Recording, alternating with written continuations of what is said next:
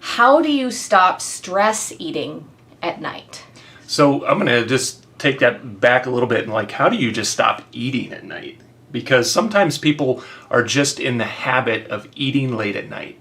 It might not be for stressful reason. It might just be something they've always done, to have snacks late into the evening. So first of all is realizing that it is largely habit driven, even if it's just from stress, right? And that just means that you want to feel differently, or you're so used to doing the thing and it makes you feel a certain way, so that's what you do. So you've got to realize that the habit is a loop that you can work on, right? You can hack this loop. So what is the habit loop? It's the cue, the thing that triggers, right? So a time, a place, a thing, a smell. An emotion. Right? An affect, as we've been learning about this week. So the next thing is the behavior. That's the thing you do. And then what is the reward? The reward might be a deeper feeling of calm. The reward might be just a few minutes of peace and quiet by yourself. And that can be very important if you're stressed out, or if it's just part of your nightly, shut down routine. So that's the habit loop. And we're going to circle back to this. So the habit loop begins with the cue. Sometimes we say the trigger. And so a lot of times when we're talking about emotional eating, we're talking about stress eating at night, right? We're seeking comfort. So the first step is to identify what is the thing you're seeking. What is that reward that you want to have? And so we're going to come back to this habit loop here at the end. So one of the biggest things are environmental cues, environmental triggers. So that can be the moment you finally get a chance to sit down, turn the TV on, kind of start watching your favorite show, just because you want to just check out for a little while. You want to laugh, you want to just kind of forget about the stress in the world, and you're watching your favorite show. And so that environmental cue, right, may trigger you or cue you to say, I want a snack.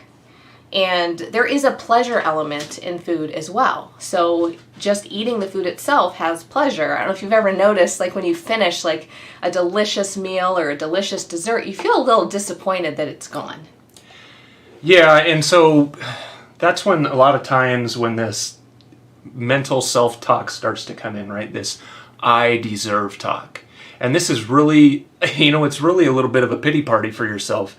And I think every now and then it's okay to have one of those, but when you're doing it every night and it becomes a problem for you and it's getting in the way of getting to your goals, you've got to really look at it for what it is. Like it's just this I deserve talk, and stop talking about what you deserve in terms of these little nothing rewards of food or some kind of pleasure, and say like, what I really deserve is to lose this weight. What I really deserve is to get off my diabetes medication. What I really deserve is to have long life and, good health, right? So those are the things that you truly deserve. The things that you think you deserve, like the little things, nobody really deserves that stuff, right? Yeah, it's what you want. Let's just be honest. It's what you want. It's not necessarily what you deserve. And you can check your I deserve statements by thinking, okay, I'm telling myself I deserve this thing, but am I thinking short term? I deserve this thing right now, but tomorrow morning I'm going to wake up and be mad at myself for what I did tonight. Then you're stuck in a short-term thinking. But whenever we're... And we talk about some ways to check yourself, or like Tara says, is this short-term thinking? You could also ask your question, what would the best version of myself do in this moment, right? And if you're saying, if I show up the best way possible in this moment right now, would I do this thing? And if the answer is no, then you're having a pity party. And you need to knock it off. Yeah. So you got to shift your thinking to the long term. You got to remind yourself, this is just a moment. It's a moment, and you got to practice pressing the pause button. So the other thing is you've got to think about failure a little bit differently, because this is what I hear from members and clients and so many people is, I started to get some traction. Last week I usually stress eat every night. I usually emotionally eat every night. And I managed to not do that 3 nights last week, but I did all the other nights, so I failed. But is that really failure? No, you actually made progress. Almost 50% better, in fact. And so I listened to a really great podcast, and they're talking about how the brain is just a prediction engine, right? It's trying to predict what's going to happen based on the inputs that you're giving it and your past experience, right? So when you actually have to expect and try to fail, otherwise you are never giving your body the inputs or the opportunity to predict a new outcome, right? If you're constantly just avoiding things because of your fear of failure, then you're never going to move on because you're not giving your brain an opportunity to predict something new.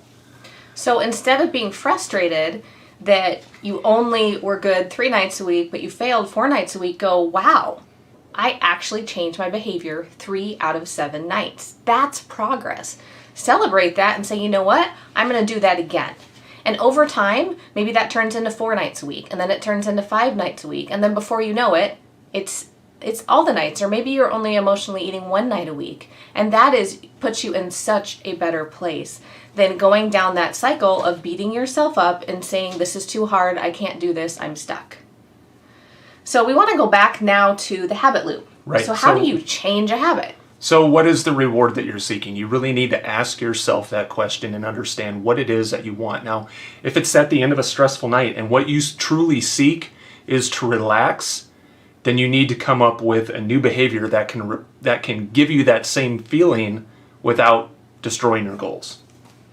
Yeah, so what behavior can replace? So some of the things that my members and clients, we talk about. So start up a new hobby that, all of us have things we're like, oh, I always wanted to learn that, or I always wanted to do that. So Edward, I know you started learning Mandarin, right? That's a new habit, a new way to keep yourself busy. A lot of my members like to start up crafting or like DIY, upcycling old things in the house. So maybe you have some old sweaters, there's so many cool upcycling videos coming out on YouTube right now. Maybe I'm just kind of a sewing geek, but a few years ago, actually about the time I started keto, I started to learn how to sew again.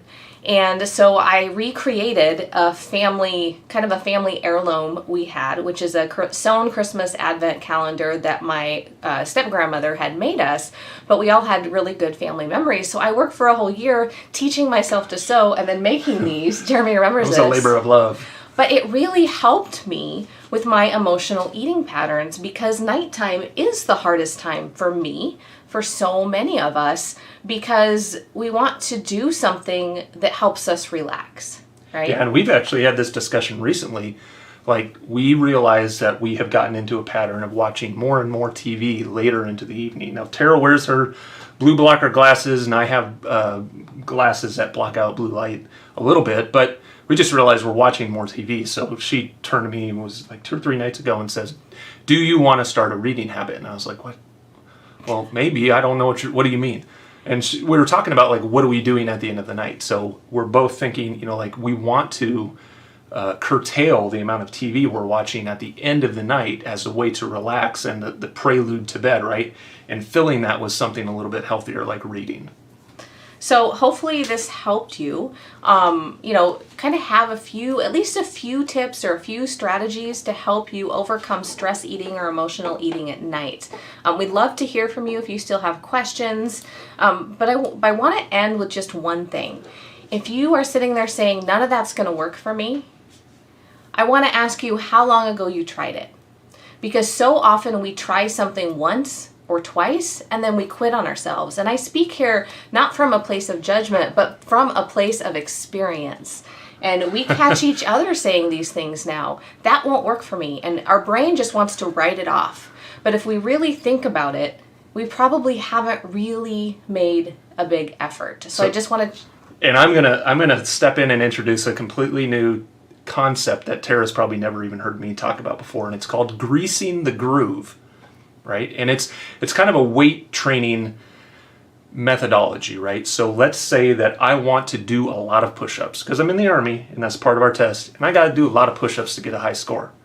The only way to get really, really good at doing push-ups is by doing push-ups. There's a specific body movement, there's specific muscles involved, and there's specific, most importantly, neural pathways in my muscles and in my brain that make that movement possible, right? So if I want to get good at it, I have to repeat that activity a lot to get good at it. And so if you're saying that you've only done something once and it didn't work for you, well, I didn't do 100 push-ups in 2 minutes the first time I tried either. Like, I had to grease the groove, right? I had to get in that pattern. I had to build those neural pathways. I had to build those muscles that can do that thing. So you have to try more than once.